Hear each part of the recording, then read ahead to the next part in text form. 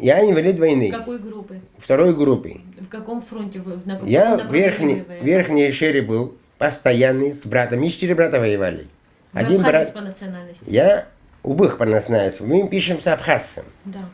Так что мой брат, двое, в нижней шере были, а в верхнем шере Родион и я, в верхнем шере были два брата. Нас 4 брат мы воевали.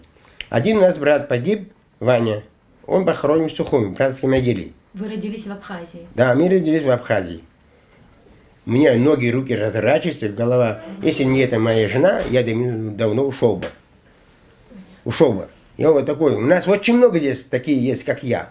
Очень много. Очень много. Ну, некоторые даже с пистолетом расстрелялись, тоже знаю. От безысходности. Да, вот нету лекарства, не дают. Нету возможности. У нас нету денег, мы получаем пенсии. Да. На этой пенсии надо за квартиру заплатить, и за свет заплатить, за все заплатить. Ну, хоть 50%, но все, кушать тоже надо. Вы обращались в пенсионное отделение и Гагры, и Сухума? Ну, в Гагре, короче, нам выписывают квитанции. Да. Когда мы в Сухуми переезжаем, мне говорят, нас нету.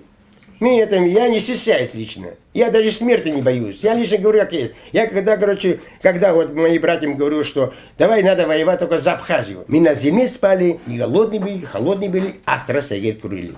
Мы получали зарплату. Нам давали деньги, мы не брали. Очень много давали. Мы не брали, не дай Бог, говорю, деньги брать будем, мы пропадем здесь. Мы завтра не едем отсюда. Все равно кто-то услышит. Так что я хочу сказать, что нам нужно сделать пенсию каждый, который ветеран войны, без никаких ведомостей.